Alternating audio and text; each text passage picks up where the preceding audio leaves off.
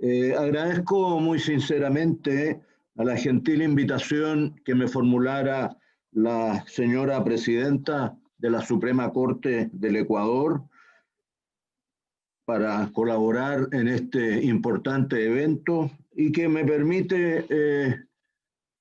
contribuir por segunda vez a una actividad académica de gran relevancia en este querido país hermano, ya que en el año 2016 se me invitó a participar en la redacción del libro Temas Penales. En cuanto concierne al tema que fuera propuesto, ¿no?, por la organización de este seminario, cabe señalar que desde hace unas décadas observamos que es muy frecuente y lamentablemente a mi juicio muy frecuente la inclusión del llamado populismo punitivo como un tema preocupante en los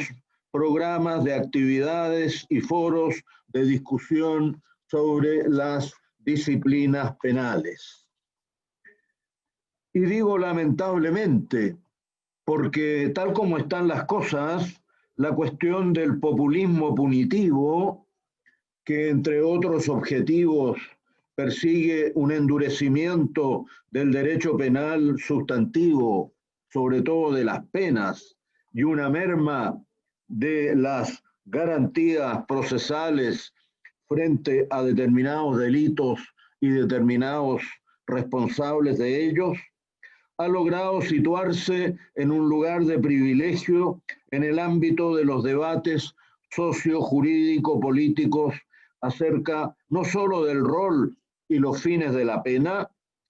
y por lo tanto de la política criminal en un Estado democrático de derecho, sino acerca de quiénes y cómo deben impulsar esa política criminal. En otras palabras, ¿qué voces deben escuchar los encargados de esa política estatal, caracterizándose como conservadoras, alejadas de la realidad y más bien como merecedoras de oídos sordos, las voces de los técnicos, las voces de los expertos o especialistas en las distintas materias penales, sea derecho penal sustantivo, derecho penal adjetivo o derecho penal de ejecución?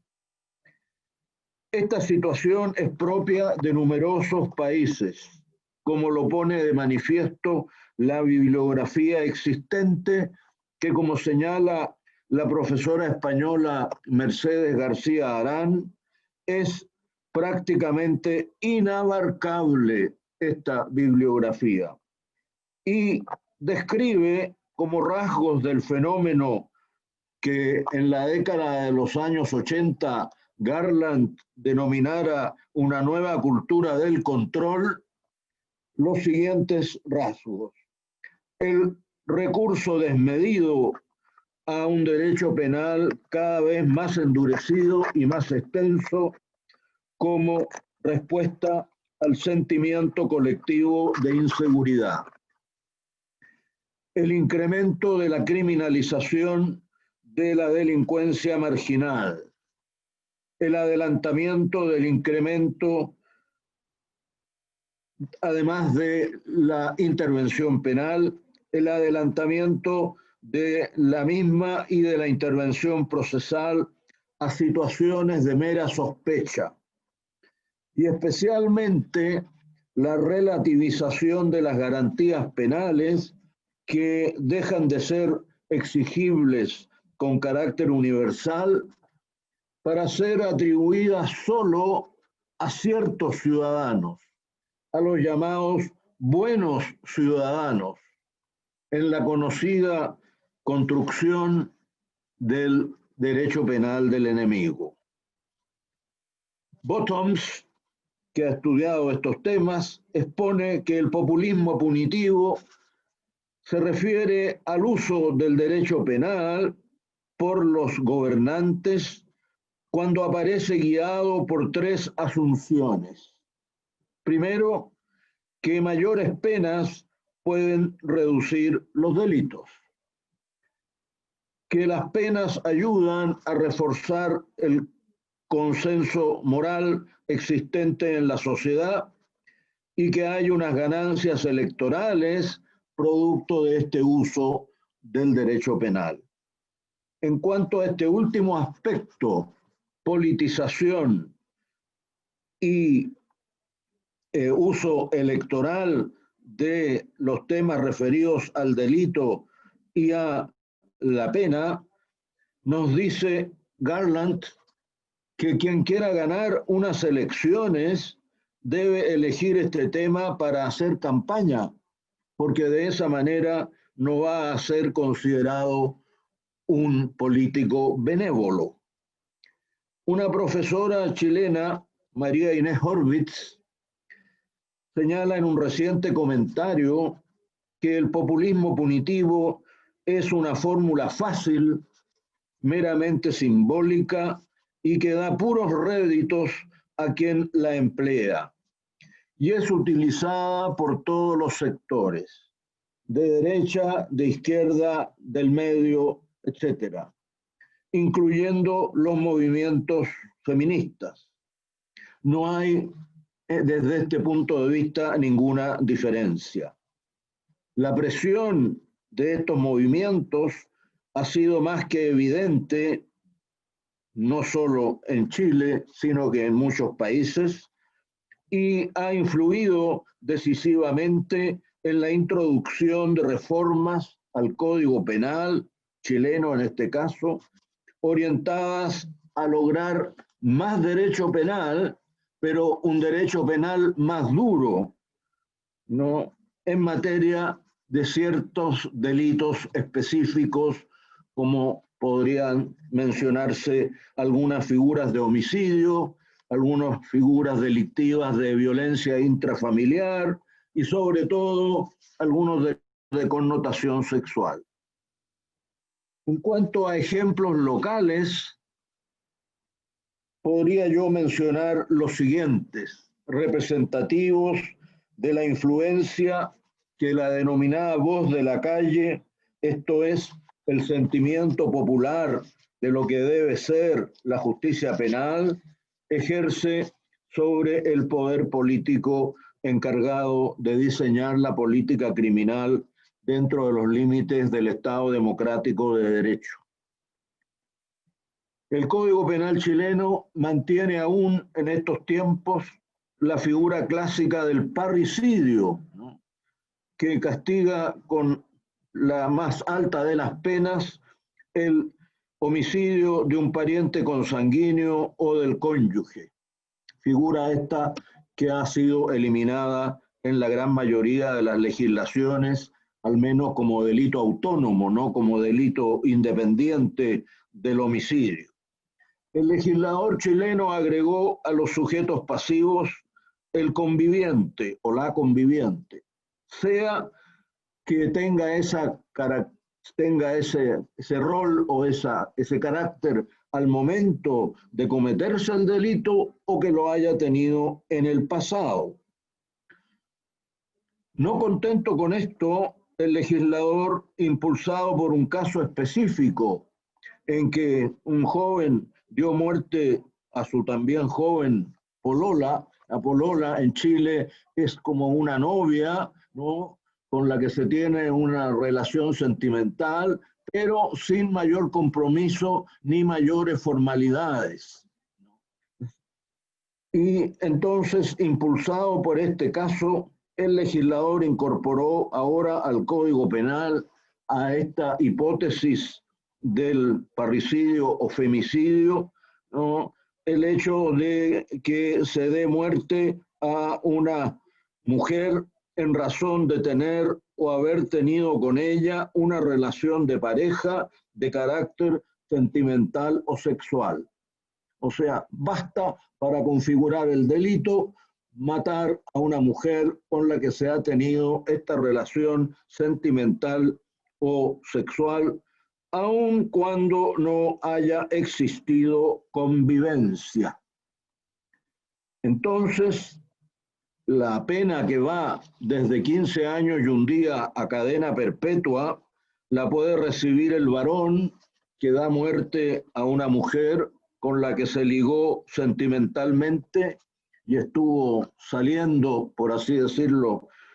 a un mes o algo más, ¿no es cierto? Y entonces, frente a esta hipótesis, ¿no? La pregunta que ha surgido de parte de los penalistas es: ¿cuál es el otro bien jurídico que se ampara a través de este delito, además de la vida humana independiente? Evidentemente que el bien jurídico primordial es la vida humana independiente, pero hay otro bien jurídico protegido, ¿no?, en estas figuras de parricidio y femicidio. En el parricidio clásico, el otro bien jurídico era el vínculo consanguíneo o vínculo de sangre o vínculo conyugal que une al sujeto activo con el sujeto pasivo. Pero ahora, con estas nuevas figuras penales, ha desaparecido esa construcción, ¿no?, que estaba contenida en el Código Penal desde que entrara en vigencia. Ahora, también el legislador ha incorporado otro delito que consiste en un varón dar muerte a una mujer en razón de su género. Basta con ello para que surja este mismo delito de femicidio y con esta sanción penal tan gravosa, ¿no?, que puede llegar al presidio perpetuo. Entonces se va desdibujando la cuestión de cuál es el otro bien jurídico necesitado de amparo, salvo que se diga que el género que una persona tiene es por sí mismo un bien jurídico. Y eso naturalmente es un tema bastante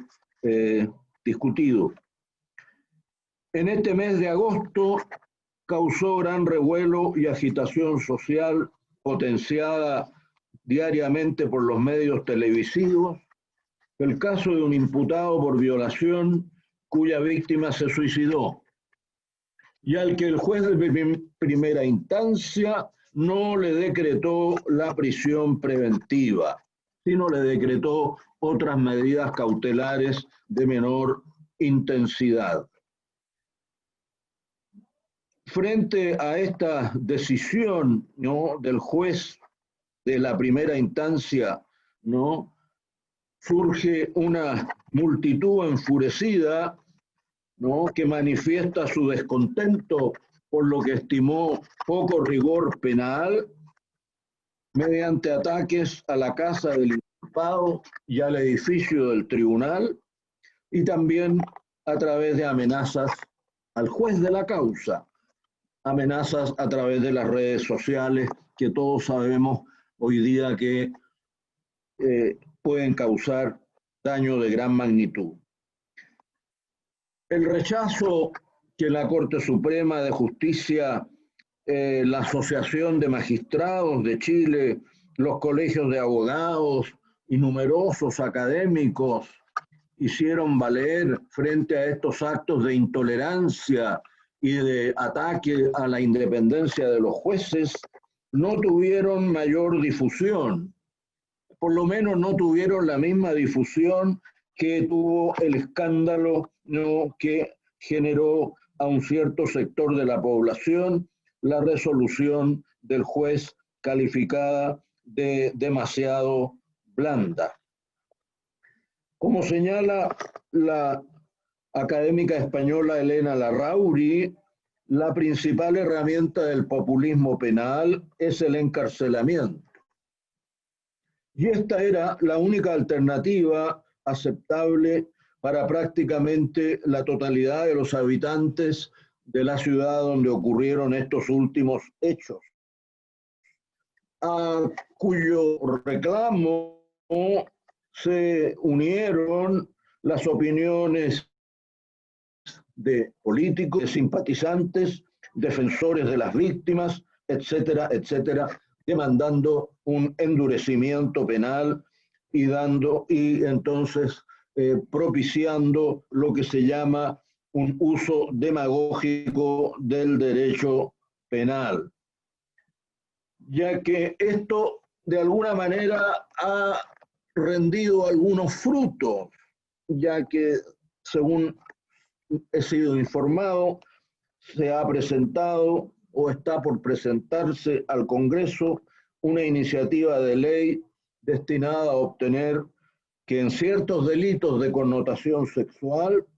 la prisión preventiva no sea una medida cautelar de último recurso, como lo es en el Código Procesal Penal chileno, que lo declara expresamente, sino que la prisión preventiva sea la prima ratio, sea la medida cautelar primordial y por excelencia. Una relación estricta entre populismo punitivo y política criminal ha sido puesta de relieve por numerosos autores. Recordemos que Feuerbach consideraba a la política criminal como la sapiencia del Estado legiferante en materia penal, lo que significa la necesaria base científica de las decisiones de política legislativa en materia criminal. Es decir, la intervención de los técnicos, de los expertos en estas materias. Heinz Zipf, en su famoso libro Introducción a la política criminal, nos dice que ella es la obtención y la realización de criterios directivos en el ámbito de la justicia criminal. El maestro Roxin, por su parte, nos dice que la política criminal no solamente comprende la selección de las sanciones más eficaces para la prevención del delito, sino que también comprende los elementos limitadores de nuestro orden jurídico penal, como el principio nullum crimen y el principio de culpabilidad. Ellos tienen que ser parte de la política criminal del Estado de Derecho. Estimo que a estos principios limitadores del jus puniendi estatal habría que añadir las garantías que conforman el llamado debido proceso legal, encabezadas por la presunción de inocencia. El fenómeno del populismo punitivo evidencia que, tratándose de ciertos delitos y ciertos infractores,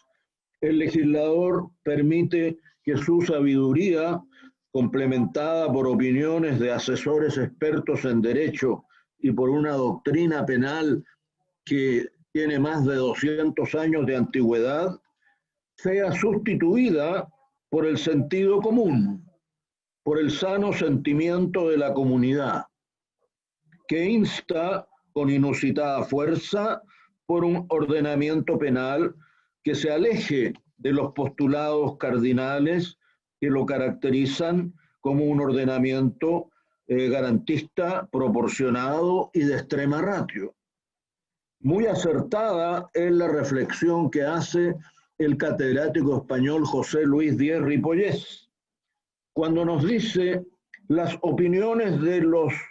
y los conocimientos de los expertos se han desacreditado, aun cuando han confluido a través del tiempo a una interpretación basada en altos niveles de precisión y rigurosidad conceptuales. Sus disquisiciones han dejado de ser comprensibles para influyentes sectores sociales.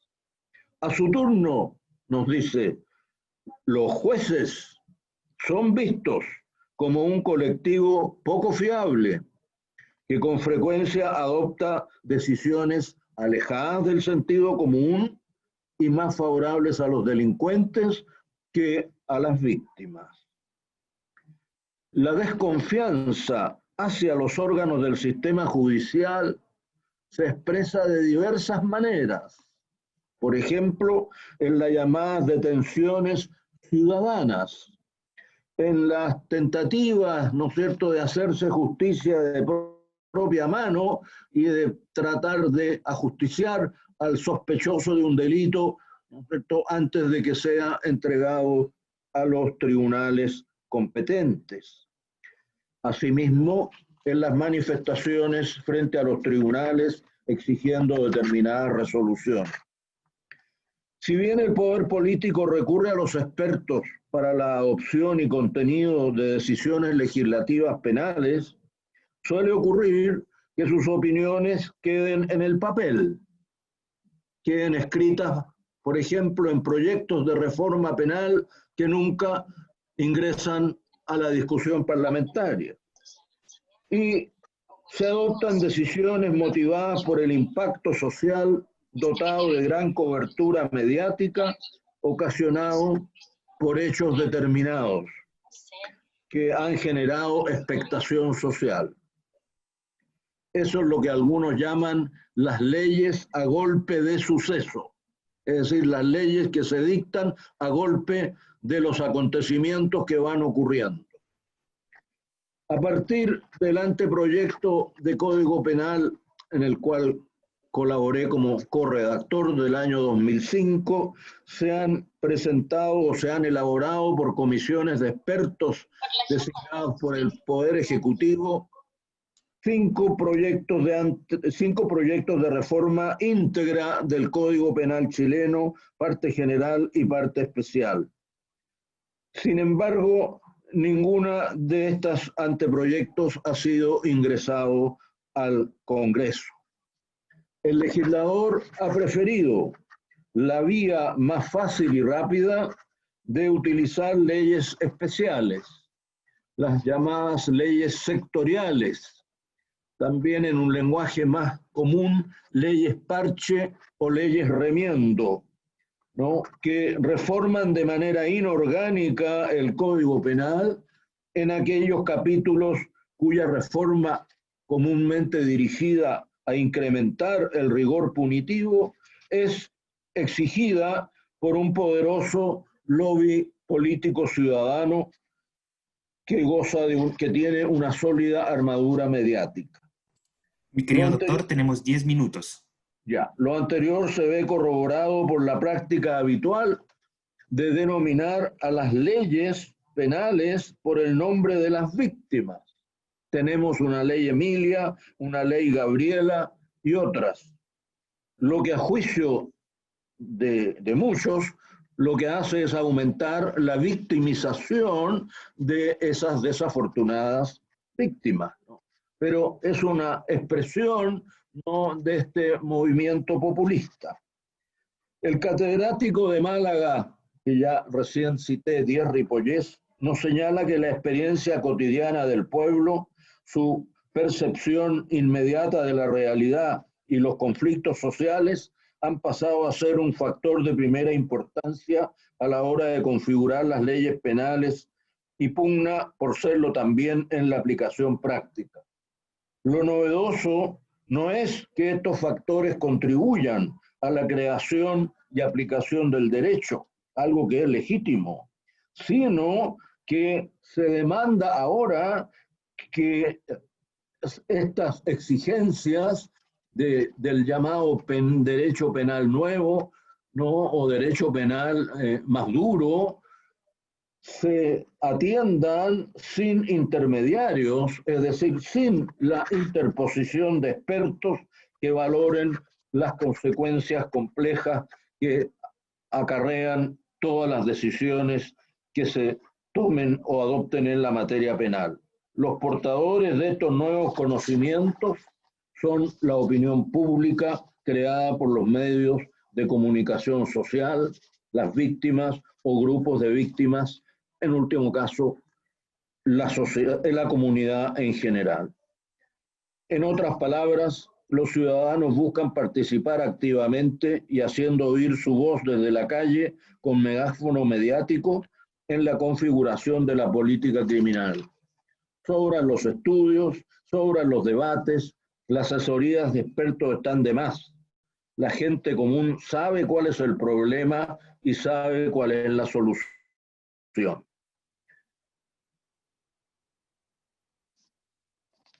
Garland afirma que lo que llama crisis de control se ha caracterizado por un viraje de la opinión pública de su tradicional enfoque civilizado sobre la cuestión penal a un fortalecimiento del sistema representado por más delitos, mayores penas, procedimientos penales más expeditos,